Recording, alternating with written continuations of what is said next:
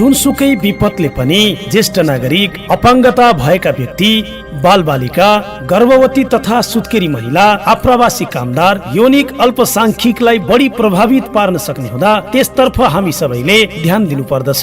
त्यसैले कोभिड-19 को संक्रमण हुन सक्ने सम्भावना बढी भएका ठाउँहरू जस्तै धेरै मानिसको आवत जावत हुने ठाउँ, सार्वजनिक स्थल, भिडभाडमा सकेसम्म नजानु हुन अनुरोध छ। यसका साथै कोभिड-19 बाट संक्रमित हुन सक्ने सम्भावना भएकाले उहाँहरू बस्ने स्थान वरिपरि विशेष सरसफाई र सुरक्षाका उपायहरू अपनाउनु हुन अनुरोध गरिन्छ। जनचेतनाका लागि अन्डेप, नेपाल चेपाङ संघ र साप नेपालको सहकार्यमा डेभलपमेन्ट एक्सचेन्ज सेन्टर डेक नेपालको अपिल। चेपाङ महिलाहरूको यात्रा चुलोदेखि पैरवी मञ्चसम्म, भौगोलिक विकटताबाट एक कदम सुगमतातर्फ। खन्नु नि पर्छ, गौनी काट्नु पर्छ, भाडा माझ्ने, अनि यता दाउरा काट्ने, अनि गाईलाई कुरो खुवाउने, अनि बाँड्ने, भात पकाउने, बच्चालाई नुहाउने, लुगा धुने हामी सबै महिलाले नै गर्नु पर्दो रहेछ। उद्देश्य एउटै, जनचेतना। जनचेतनाको बिगुल फुक्दै चेपाङ महिला।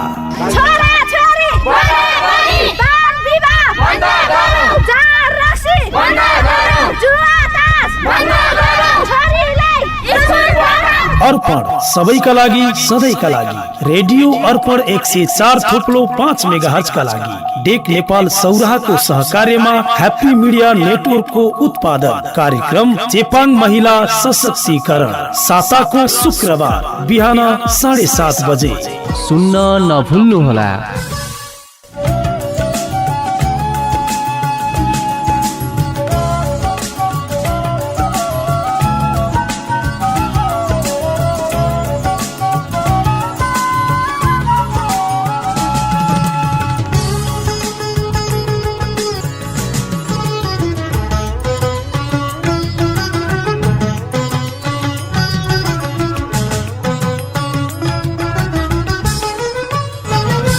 चेपाङ समुदायको दिगो र सर्वाङ्गीण विकास, महिला सशक्तिकरण नै एकमात्र निकास।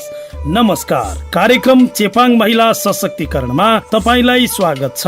म रामु आचार्य। तपाई यति बेला अर्पण सबैका लागि, सधैँका लागि रेडियो अर्पण 104.5 मेगाहर्ज सुनिरहनु भएको छ र यो हो कार्यक्रम चेपाङ महिला सशक्तिकरण। यो कार्यक्रम अन्डेपको सहयोगमा साप नेपाल र नेपाल चेपाङ संघको साझेदारी र डेक नेपाल सौराहाको सहकार्यमा ह्याप्पी मिडिया नेटवर्कले उत्पादन गरेको हो। कार्यक्रम साताको शुक्रबार बिहान 7:30 बजेपछि करिब 8 बजेसम्म तपाईले सुन्दै आइरहनु भएको छ। आज यो कार्यक्रमको 29औं श्रृङ्खला हो। कार्यक्रममा चितवनको विकट पहाडी स्थानमा बसोबास गर्ने चेपाङ समुदाय अनि चेपाङ समुदायलाई अगाडि उकास्नका लागि डेक नेपालले गरेका गतिविधिहरू हामीले प्रस्तुत गर्ने गर्दछौँ। अब लागौं कार्यक्रमको आजको विषयवस्तुतर्फ। आज समस्त हिन्दू नारीहरूको महान पर्व हरितालिका तीज। तीज हिन्दू नारीहरूले मनाउने एउटा महत्वपूर्ण चाड हो। यो चाड भाद्र शुक्ल द्वितीयादेखि पञ्चमीसम्म 4 दिन मनाइन्छ। तीजमा भगवान शिवको आराधना गरिनुका साथै नाचगान मनोरञ्जन समेत गर्ने गरिन्छ। नेपाली हिन्दू महिलाहरूद्वारा स्वतन्त्र र आनन्दमय रूपमा मनाइने तीज अन्य धर्म र जात जातिका नेपाली महिलाहरूले पनि हर्षोल्लासका साथ मनाउन थालेका छन्। यो पर्व मुख्य रूपले नेपालभर मनाइन्छ भने भारतको कुनै कुनै प्रान्तमा पनि मनाइने गरिन्छ।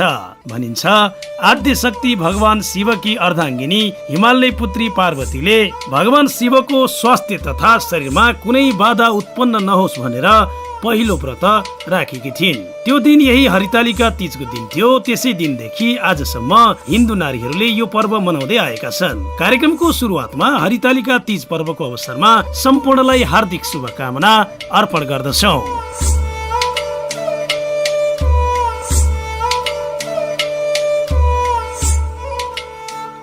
चरम लकडाउनका कारण पछिल्ला केही हप्ताहरूमा कार्यक्रम चेपाङ महिला सशक्तिकरण ल्याउन नसकेकोमा क्षमा माग्दै आजको कार्यक्रमलाई अगाडि बढाउँदैछौँ। लकडाउनको समयदेखि आजसम्मको अवस्थामा अगुवा चेपाङ महिला पैरवी मञ्चले धेरै कार्यक्रमहरू सम्पन्न गरिसकेको छ, जस अन्तर्गत लकडाउनको कारणले गर्दा कृषि उत्पादन खेर गएको प्रति तथ्याङ्क संकलन, चेपाङ समुदायको समस्याहरू मिडियामा उठान, राहत आवश्यक भए पनि राहत नपाउनेहरूलाई सम्बन्धित निकायसँग समन्वय, लकडाउनमा हुन सक्ने महिला तथा लैङ्गिक हिंसा सम्बन्धी जनचेतना, सम्बन्धित स्थानीय निकायका पदाधिकारीसँग अन्तर्क्रिया, स्वास्थ्य कर्मीसँग अन्तर्क्रिया लगायतका धेरै गतिविधिहरू अगुवा चेपाङ महिला पैरवी मञ्चले अहोरात्र खटेर आफ्नो गाउँठाउँमा अगाडि बढाइरहेको जानकारी कार्यक्रमको सुरुवातमा दिन चाहन्छु। कार्यक्रममा अब कुराकानीको पालो। लामो समयको लकडाउनले चेपाङ समुदायमा ठुलै प्रभाव पार्यो। दैनिक ज्यालादारीमा जिन्दगी धान्ने समुदायले भोग्नु परेको समस्या लगायतका विषयमा छलफल गर्न हामीले डेक नेपालका कार्यक्रम निर्देशक जनक कार्कीलाई स्टुडियोमा बोलाएका छौँ। आउनुहोस् उहाँलाई कार्यक्रममा स्वागत गरौँ। जनक सर, स्वागत छ कार्यक्रममा। धन्यवाद रामु सर। लामो समयको लकडाउन त अन्त्य भयो, तर कोरोनाको थप वृद्धिसँगै ठाउँ ठाउँमा निषेधाज्ञा लागिरहेको छ। यस्तोमा सीमान्तकृत समुदायको क्षेत्रमा काम गर्न चाहिँ कतिको कठिनता आउँदो रहेछ? अब विशेष गरेर भन्नुपर्दाखेरि अति सीमान्तकृत समुदाय हो चेपाङ समुदाय, जो चितवन जिल्लाको विकट गाउँहरूमा बसोबास गर्छन् र उनीहरूसँग प्रशस्त आय आर्जनको स्रोतहरू छैन, जसले गर्दाखेरि उनीहरू दैनिक श्रमिक र ज्यालादारीमा आफ्नो जीवन निर्वाह गरिरहेको अवस्था छ र यो लकडाउनले गर्दाखेरि उनीहरूको रोजीरोटी नै गुमेको अवस्था छ र उनीहरूको उत्पादन गर्ने उत्पादनशील भूमिहरू पनि उनीहरूसँग नभएको अवस्थामा उहाँहरूको चाहिँ जीवनयापन गर्न निकै कठिन भएको छ। र यसै कुरालाई मध्यनजर गरेर हामीले कार्यक्रम सञ्चालन गरेका पालिकाहरूमा, वडाहरूमा चेपाङ समुदायलाई केही राहत स्वरूप हामीले चामलहरू वितरण गर्ने कोसिस गऱ्यौँ र यस अवस्थामा चाहिँ हाम्रा स्थानीय स्रोत व्यक्तिहरूले त्यो गाउँमा गएर उनीहरूले त्यो अलि दुःख पाएका महिलाहरू, एकल महिलाहरू, अपाङ्गता भएका महिलाहरू, सुत्केरीहरूको चाहिँ तथ्याङ्क सङ्कलन गरेर नामावली तयार गरेर त्यो समुदायका महिलाहरूलाई, ती व्यक्तिहरूलाई चाहिँ राहत वितरण गर्ने एउटा प्रयास पनि हामीले गरेका थियौँ। पहिलो चरणको जुन डेक नेपालको चेपाङ महिला सशक्तिकरणको परियोजना पहिलो चरणको समापन भएसँगै दोस्रो चरणको परियोजना फेरि पनि तपाईँहरूले अगाडि ल्याउनु भएको हो होइन?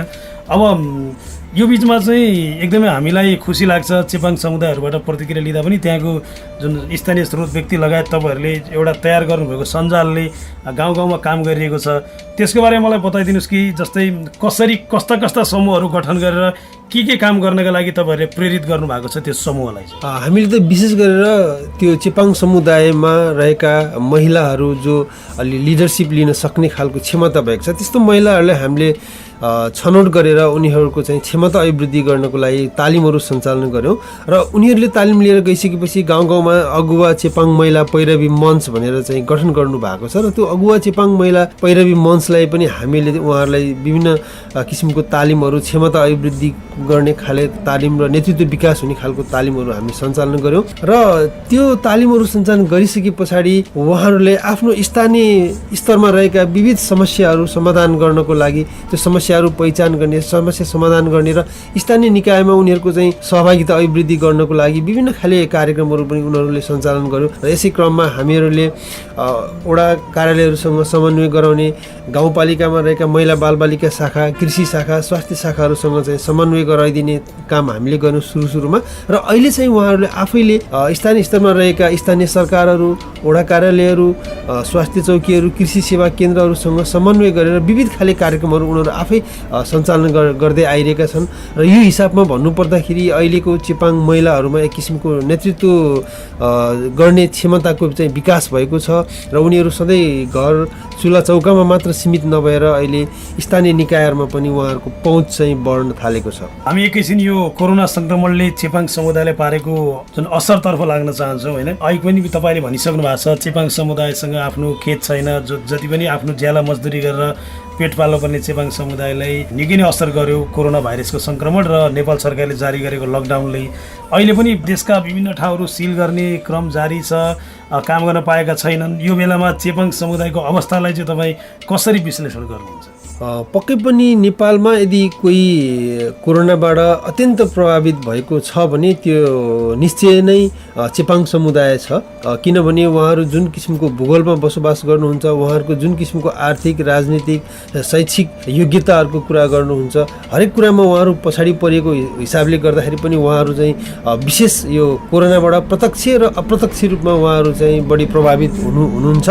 र यसै कुरालाई हामीले मध्यनजर गरेर हाम्रा चेपाङ महिलाहरू, स्थानीय स्रोत व्यक्तिहरू, अगुवाहरूलाई हामीले विभिन्न कार्यक्रममा सहभागी गराउने हामीले कोसिस गरेका थियौँ। र विशेष गरेर अहिले जुन यो कोभिडको प्रभाव क्रममा पनि उहाँहरूको कतिपय कृषकहरूले आफ्नो तरकारी उत्पादनहरू गर्नु भएको थियो, त्यो बजार नपाएर त्यो खेरा गएको अवस्था छ।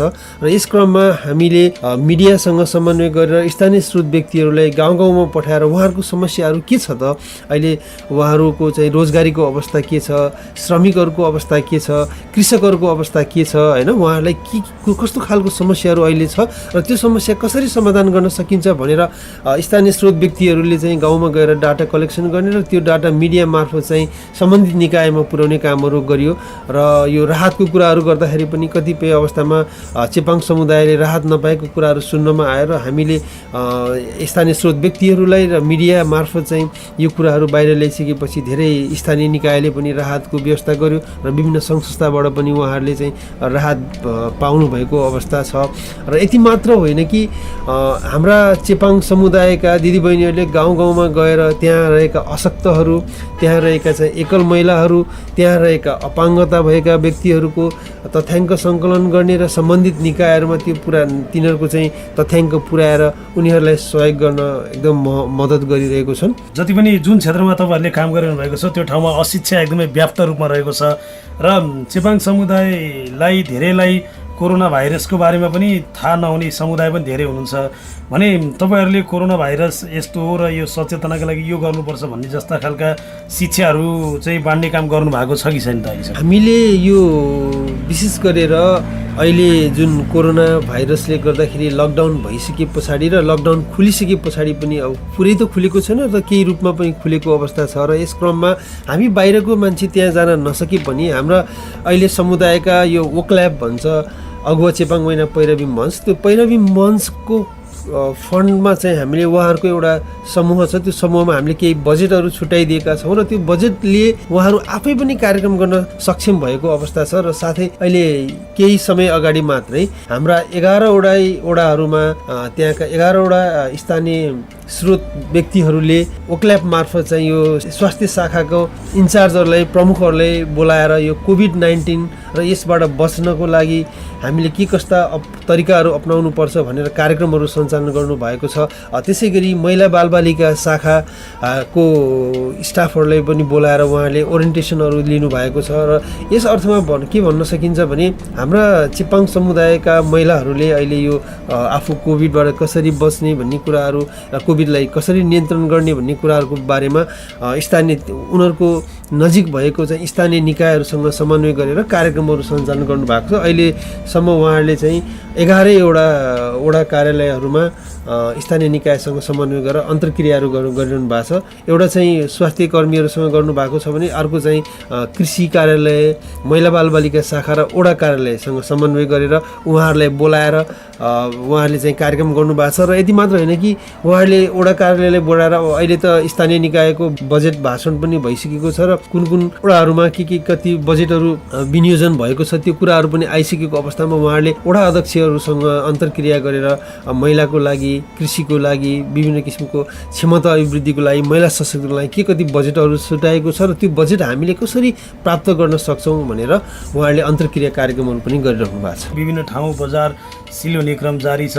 अब चेपाङ समुदाय जो ज्याला मजदुरी गरेर पेट पाल्ने चेपाङ समुदाय हो, अब यो फेरि पनि यस्तै यो क्रम रहिरह्यो भने उनीहरूले ज्याला मजदुरी गर्न पाउँदैनन्। उनीहरूलाई यो अवस्थाबाट माथि उकास्नका लागि स्थानीय निकायहरूले खेल्नुपर्ने भूमिका चाहिँ के रहन सक्छ? अब मुख्य कुरा के हुन्छ भनेदेखि यो अब लकडाउन भइसके पछाडि उनीहरूको चाहिँ ज्याला मजदुरी गर्ने कार्यहरू पनि बन्द हुन्छ र यस्तो बन्द भएको क्रममा उहाँहरूको चाहिँ दैनिक जीवनयापन गर्नलाई समस्या हुन्छ र यस्तो अवस्थामा स्थानीय निकायले चाहिँ गाउँमा रहेका अथवा ओडामा रहेका त्यस्ता विपन्न चेपाङ समुदायहरूको तथ्याङ्क सङ्कलन गर्ने र उनीहरूलाई राहत प्याकेजको चाहिँ व्यवस्था गर्नुपर्छ भन्छु म चाहिँ। र अहिलेको कन्टेक्स्टमा हेर्ने हो भने विभिन्न सामाजिक सङ्घ संस्थाहरूले पनि गाउँपालिकालाई नगरपालिकालाई राहत सहयोगहरू पुर्याउँदै आइरहेको छ र त्यो सहयोग चाहिँ विशेष गरेर लक्षित समुदाय जसलाई जेन्युनली चाहिँ आवश्यकता छ त्यस्तो खाले समुदायमा पुगोस्। तर हाम्रो यहाँ चाहिँ अहिले के भइरहेको छ भने यो राहत बाँड्ने भनेर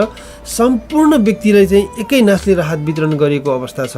विगतमा हामीले त्यो देख्यौँ, तपाईँहरूले पनि त्यो कुराहरू भेट्नुभयो होइन। तर म चाहिँ के भन्न चाहन्छु भने सबै व्यक्तिहरू राहत, सबै घर परिवार राहतको आवश्यकता छैन। त्यसले गर्दाखेरि यो राजनीतिक भागभण्डा लगाएको जस्तो, यो कार्यकर्ताले चाहिँ भागभण्डा लगाएको जस्तो गरेर सबैले समान रूपले दिनुपर्छ भन्ने छैन। जसलाई बढी आवश्यकता छ त्यो निडी पिपलहरूले चाहिँ आइडेन्टिफाई गरेर राहतहरू दिनुपर्छ। यदि यसरी दियो भने सायद त्यति गाह्रो पर्दैन जस्तो लाग्छ मलाई स्थानीय सरकारलाई पनि।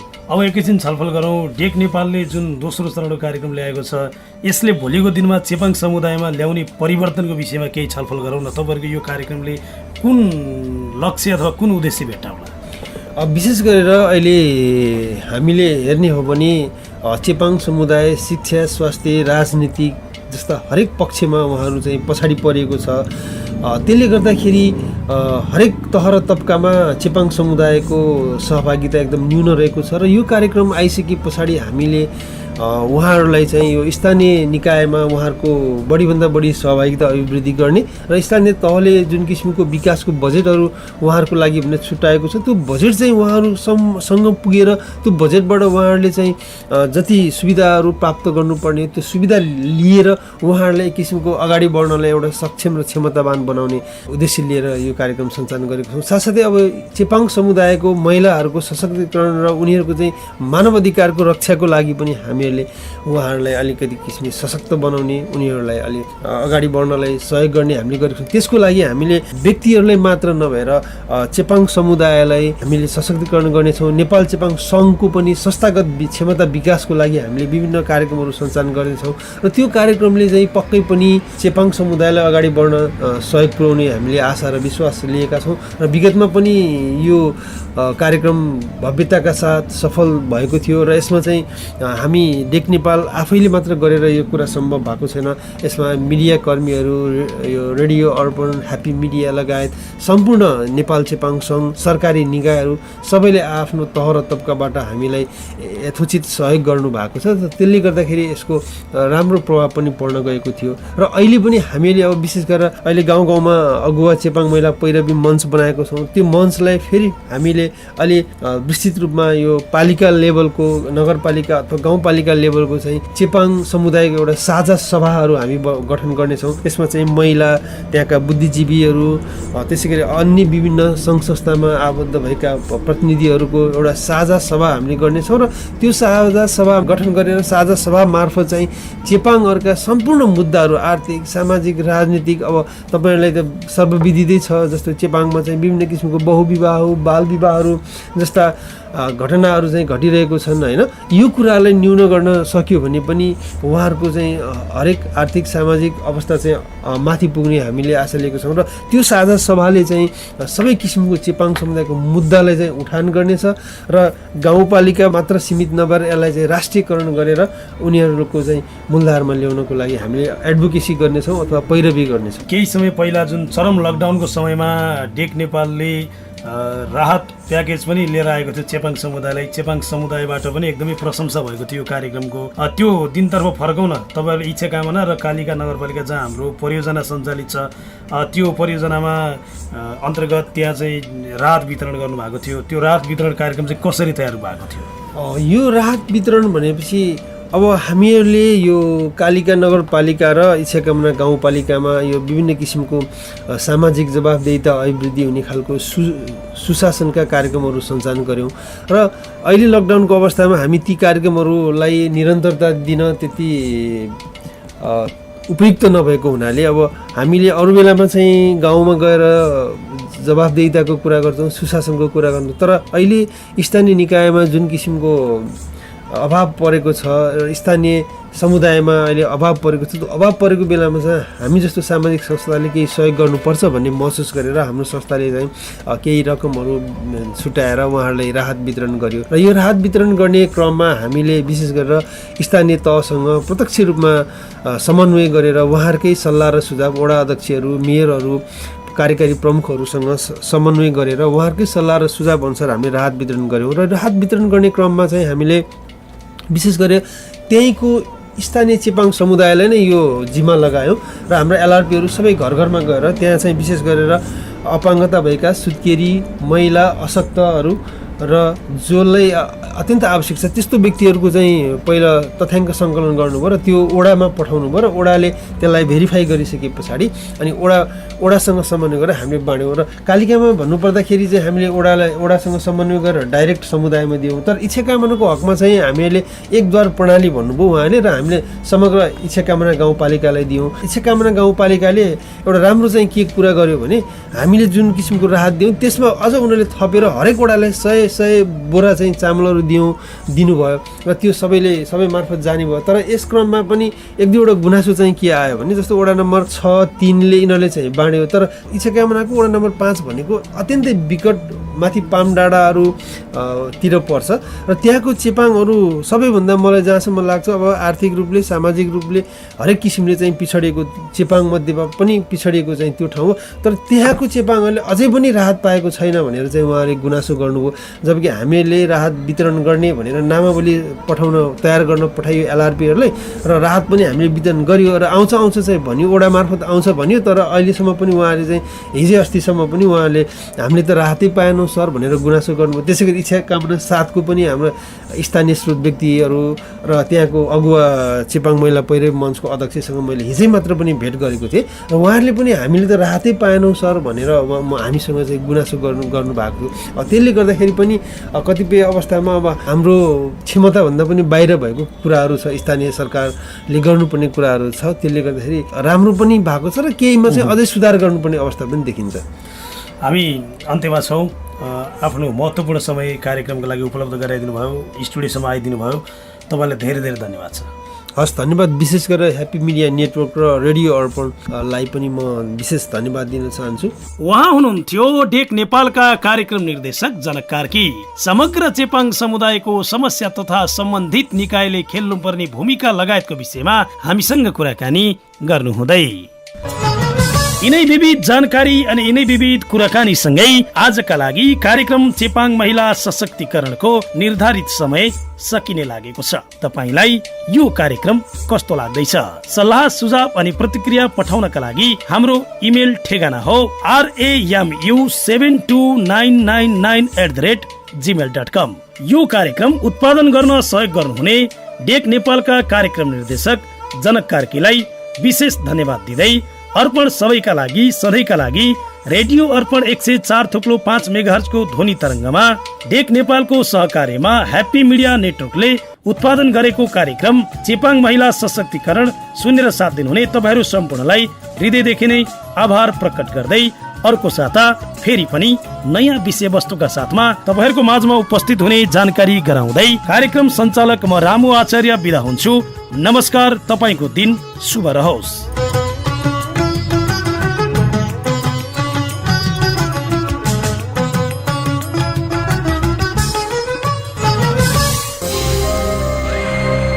कसैलाई शारीरिक मानसिक यौनजन्य वा आर्थिक हिंसा गर्नु वा यातना दिनु दण्डनीय अपराध हो। कोरोना भाइरस लगायतका विपदको अवस्थामा घर भित्र वा बाहिर कुनै पनि स्थानमा कुटपिट, बासपूर्ण व्यवहार, गाली गलौज जस्ता हिंसाको जोखिम बढ्न सक्छ। त्यस्तो हिंसाबाट आफै पीडित हुनु भएको छ वा अरू पीडित भएको थाहा पाउनु भएको छ भने नेपाल प्रहरीको पैसा नलाग्ने नम्बर 100 मा सम्पर्क गरी सहयोग लिनुहोस्।